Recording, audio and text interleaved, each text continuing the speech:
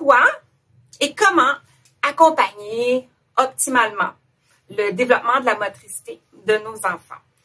Sur ce, je vais répondre tout de suite à la première question qui est pourquoi se préoccuper du développement moteur des enfants?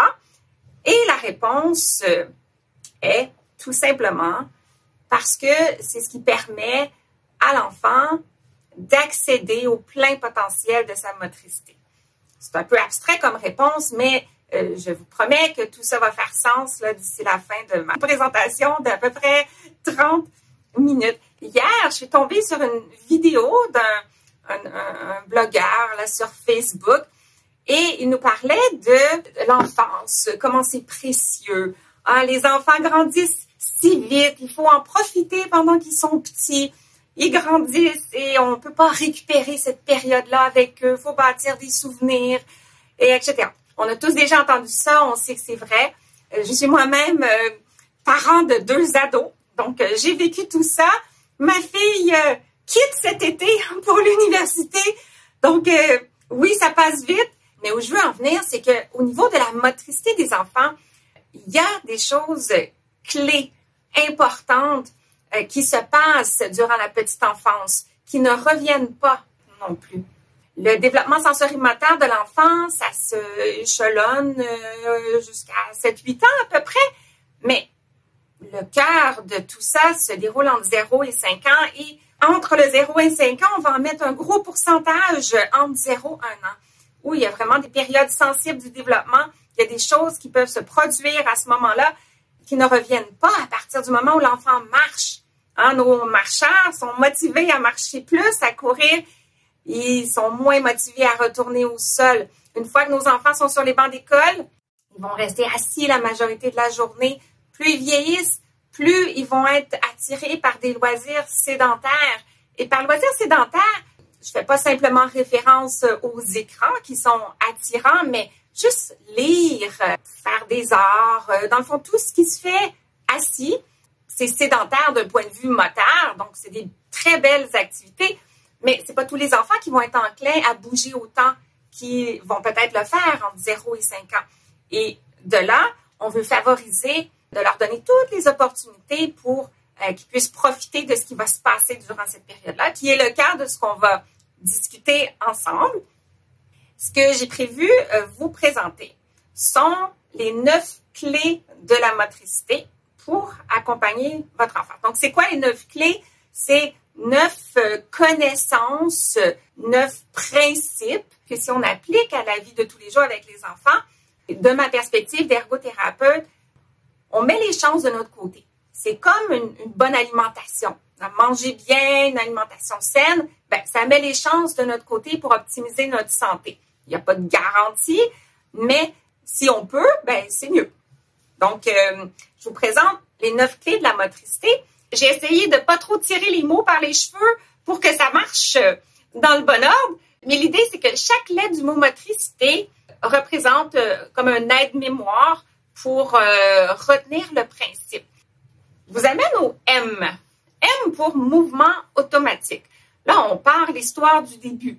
Notre bébé, quand il vient au monde, il est programmé de mouvements automatiques qui vont le guider dans sa motricité. Donc, un mouvement automatique pour le bébé, c'est un réflexe. Alors, vous savez, un réflexe, quand on va chez le médecin, et peut-être que ça nous est arrivé, qu'il cogne sur le genou et que la jambe part, ça, c'est un réflexe. Donc, on n'a pas choisi de faire partir la jambe, ça part tout seul. Ça, c'est des réflexes qui sont dans notre corps, ils sont là pour tout le monde, toute la vie adulte. Les réflexes primitifs des bébés sont là juste pour un temps. La grande majorité sont là seulement jusqu'à 12 mois. Okay? Vous me voyez venir de ce que je disais tantôt. Certains jusqu'à 2-3 ans, mais ils sont là pour faire un travail. Ils sont là pour guider le corps à développer sa motricité. OK? Donc, le bébé qui vient au monde, là, il est tout mou, il n'y a pas de contrôle, il ne décide pas, il n'y a pas grand-chose de son côté moteur. OK? On se fait un peu pitié, les êtres humains, à la naissance. Mais il y a un programme de plein de réflexes qui se mettent en place qui, à chaque fois que le bébé reçoit une stimulation spécifique, par exemple, un mamelon ou une suce, et ça va faire ouvrir la bouche, le tété. Toutes ces choses-là sont automatiques pour favoriser sa survie. Mais pour la motricité, c'est la même chose. Alors là, ce que vous voyez à l'écran, c'est un petit bébé qui démontre une de ces réactions-là. Il n'est pas vieux, ce bébé-là, OK? Je ne sais pas qui fait du conditionnement physique ici, mais ce mouvement-là, il est tough, là. Ça prend de la force. C'est pas facile rester comme ça. Et je vous dirais que ce mouvement-là, moi, quand j'ai des enfants qui viennent me voir en ergothérapie, je le teste pour voir la force dans le dos des enfants, leurs extenseurs, OK? Et plusieurs enfants n'y arrivent pas. Notre bébé, qui est encore très tôt, là, 2 à 4 mois, fait ça comme si rien n'était. Pourquoi? Parce que là, je me frotte le ventre, vous ne le voyez pas, mais quand il sent la stimulation du sol sur son ventre, ça déclenche une augmentation du tonus dans son cou, dans son dos, et toute cette extension-là se fait. Et c'est important que ça se fasse souvent parce qu'à chaque fois que le réflexe est déclenché, les muscles se renforcent tranquillement. Ce réflexe-là va rester actif jusqu'à 3 ans à peu près parce qu'il y a beaucoup de choses à développer dans le dos. Le message de ça, c'est que pour que les réflexes fassent leur travail et qu'ils montrent au corps quels muscles doivent se développer, les aident à les développer, il faut que les réflexes soient déclenchés. Et pour que les réflexes soient déclenchés, il faut que les stimulations soient là. Donc, qu'est-ce qui arrive si un bébé va jamais sur le ventre? Le réflexe, celui-là, de l'endo, va pas se déclencher. OK? Donc, le bébé, il a besoin d'être au sol. La majorité des réflexes, ceux qui touchent la posture, se déclenchent avec des stimulations au sol. Donc, on a besoin d'être par terre, sur le dos, sur le ventre, sur le côté, éventuellement en roulant et tout ça. Donc, premier principe à retenir, les mouvements automatiques, on veut les laisser faire leur travail et pour ça, donner beaucoup d'opportunités à bébé de faire ce processus-là au sol. O pour ordre. Donc, le développement, il est séquentiel. Il y a une séquence où certaines habiletés se développent avant d'autres. Par exemple, tout ce qui est au centre du corps va se renforcer avant la coordination des mains. Et c'est important que cet ordre-là se respecte et la fondation du développement, donc les muscles creux de la posture, devrait se développer avant les muscles qui nous permettent de dissocier les deux côtés de notre corps, avant les muscles qui nous permettent de dissocier notre main, nos bras, etc. Donc, si ça ne se développe pas en ordre, ma tour, là, je ne suis pas super coordonnée de ma main gauche, mais ma tour va être moins solide. Fait que si l'enfant saute des étapes de son développement, disons que le 4 pattes, c'est le jaune, donc je l'enlève, l'enfant va quand même poursuivre son développement, mais c'est moins solide, là, ça ne s'accroche pas, OK? C'est moins intégré, c'est moins harmonieux. Chaque étape du développement est importante et doit se dérouler pour assez longtemps pour permettre au bébé de développer ce qu'il a besoin pour les prochaines étapes. Donc, ça, ce que ça veut dire, c'est que même si on a hâte que bébé progresse, même si on perçoit que la progression de bébé dans ses jalons moteurs, c'est quelque chose à célébrer, c'est positif, il faut résister à pas tirer bébé trop vite par le haut. Alors, ce que je veux dire par là, c'est que c'est en voulant rouler que le bébé va arriver à rouler. C'est en voulant mieux voir qu'il va pousser sur ses bras pour se relever la tête. C'est en voulant devenir plus vertical et s'asseoir que bébé va développer tous les muscles pour arriver à s'asseoir. Et si il n'arrive pas à développer ces muscles-là, il risque d'avoir de la difficulté, par exemple, à avoir assez de force dans ses bras et son tronc pour marcher à 4 pattes. Donc, ça se peut qu'il saute cette étape-là. Il va quand même marcher. Mais l'idée, c'est que on veut que ça soit solide, on veut que ça soit harmonieux. Et parfois, si l'enfant n'a pas eu la chance de profiter du 4 pattes, c'est sûr que c'est jamais trop tard. Il peut rejouer un peu à 4 pattes plus tard. Mais comme je disais, les enfants perdent un peu la motivation pour retourner au sol une fois qu'ils marchent. Mais ça se répercute jusqu'au scolaire, jusqu'à la tenue du crayon, jusqu'à être capable de rester assis stable sur une chaise pendant 2 heures quand je suis à l'école.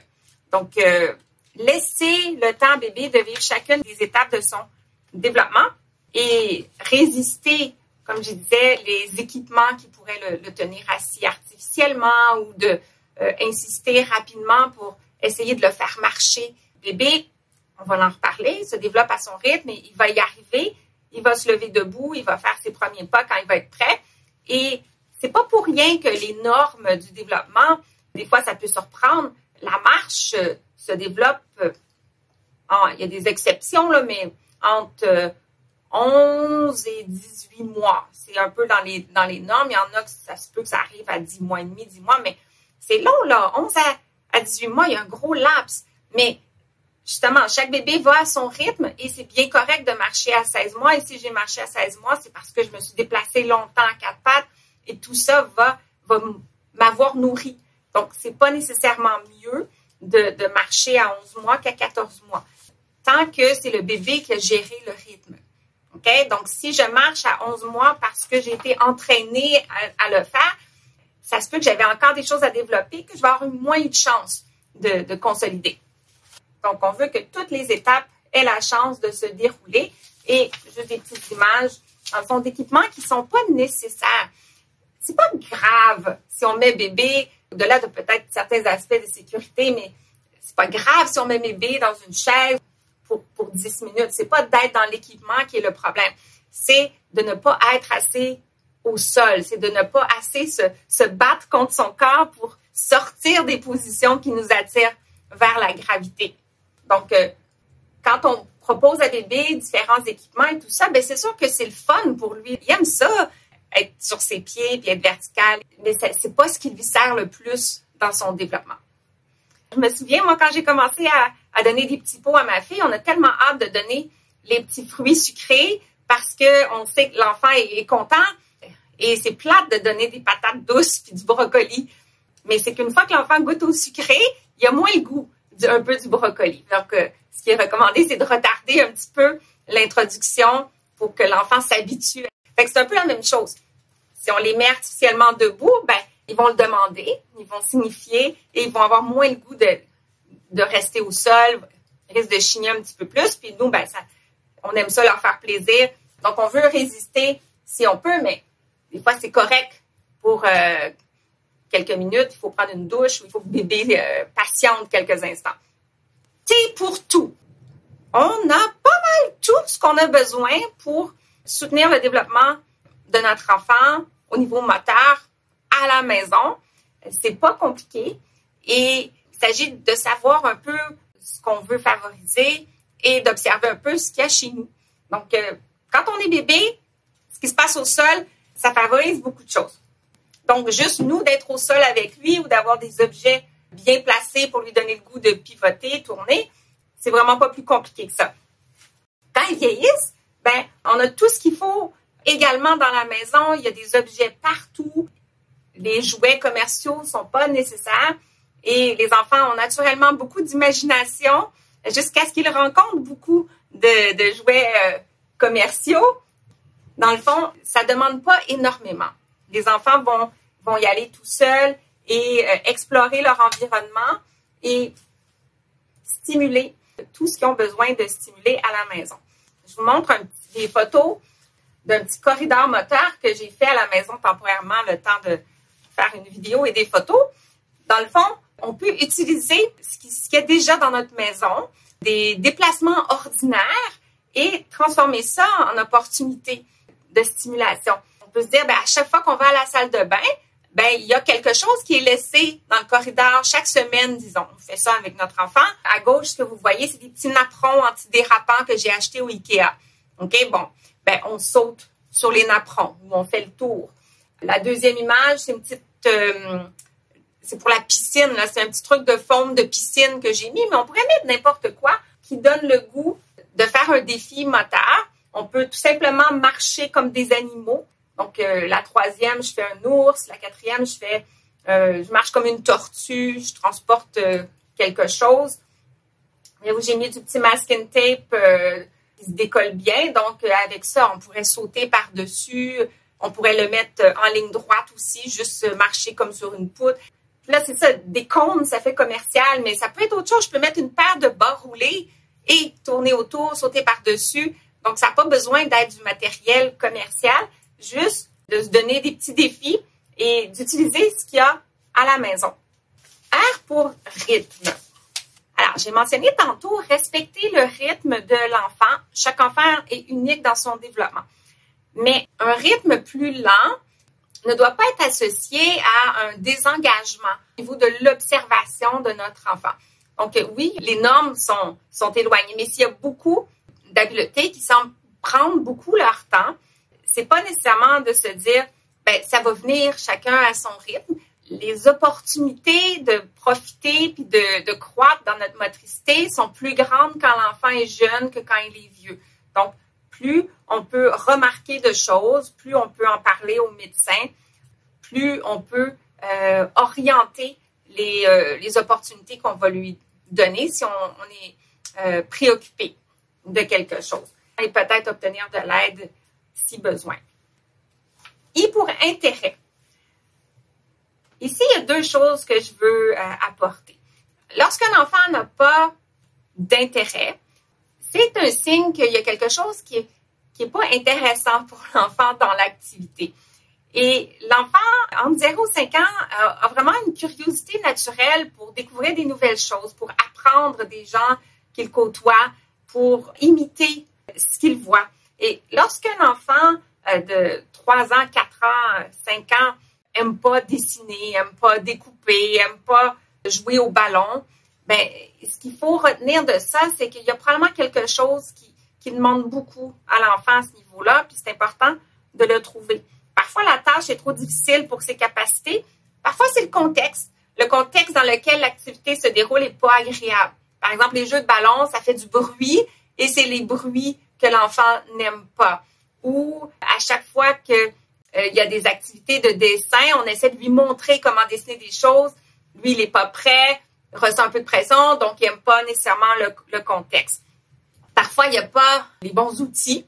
Donc, c'est un enfant qui est plus comme gaucher, mais on ne le sait pas. Donc, il y a des ciseaux de droitier dans les mains et ça ne coupe pas bien des ciseaux de droitier dans une main gauche. Les lames sont vraiment pas faites pour ça. Donc, il faut être capable de compenser quand on fait ça. L'enfant est trop petit pour le faire. Parfois, l'enfant est mal installé. La table est haute comme ça. Il n'est pas bien. Donc, il y a quelque chose dans l'activité et ça vaut la peine de se questionner, investiguer un petit peu pour voir comment on peut simplifier l'activité ou changer le contexte pour permettre à l'enfant de partir d'où il est rendu et progresser. Parce que c'est ça qui est important. C'est pas qu'il soit rendu rapidement selon des normes d'âge, mais c'est surtout qu'il avance, qu'il progresse et qu'il démontre de l'intérêt pour tout ça. Et le deuxième aspect de l'intérêt, c'est que c'est sûr que l'enfant en a des intérêts à lui qui sont forts et sur lesquels on peut miser comme levier pour l'amener vers des choses qui peuvent être un peu plus exigeantes pour lui.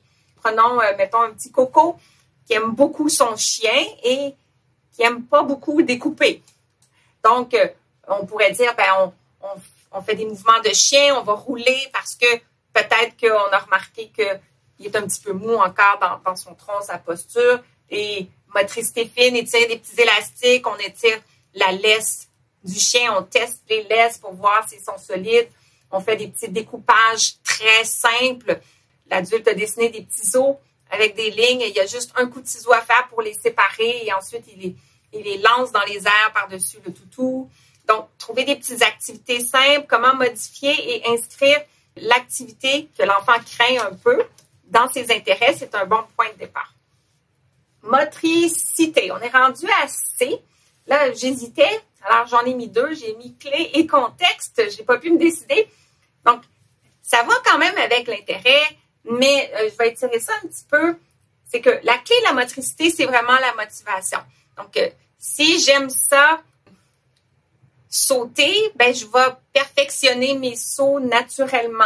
Je vais avoir le goût de refaire. C'est dans la répétition que je vais arriver à me perfectionner et à être capable de varier de plus en plus les mouvements, les adapter de plus en plus au contexte.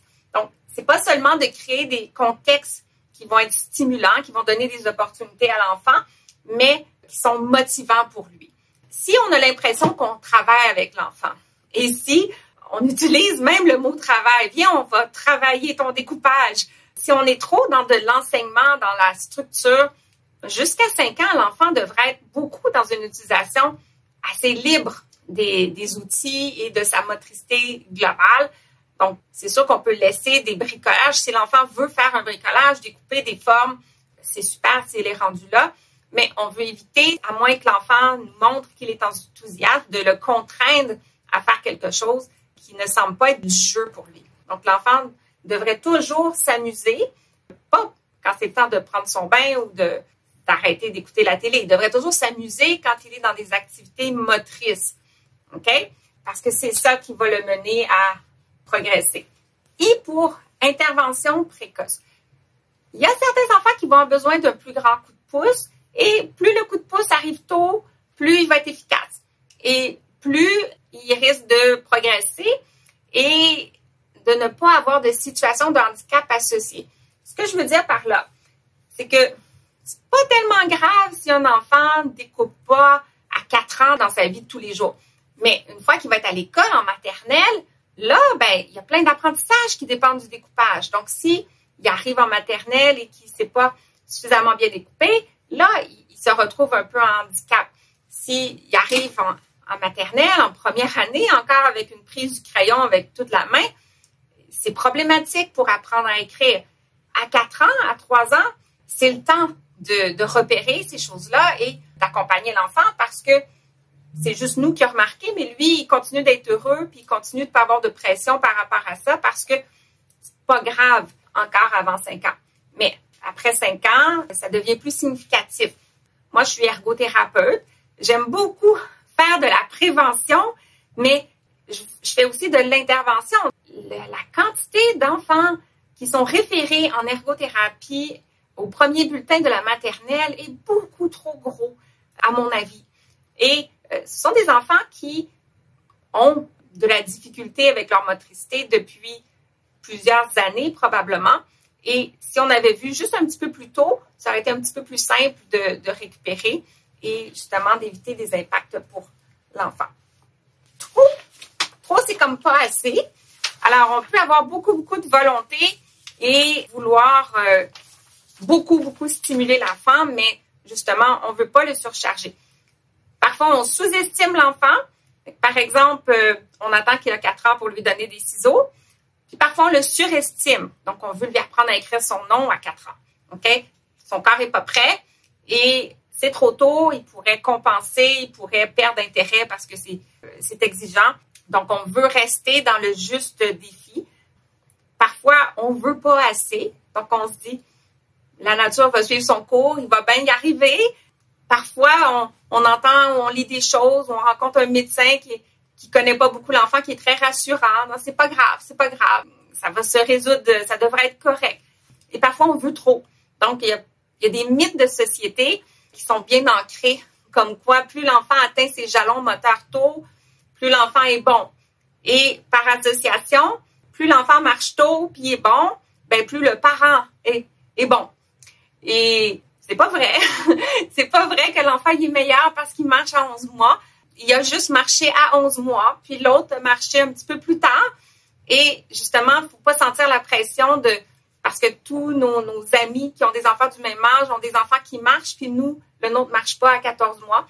Il ne faut pas trop vouloir. C'est sûr que si on est préoccupé, on consulte, mais il y a quand même un gros jeu pour laisser l'enfant bénéficier de où il est rendu et de lui permettre de se rendre d'une façon naturelle.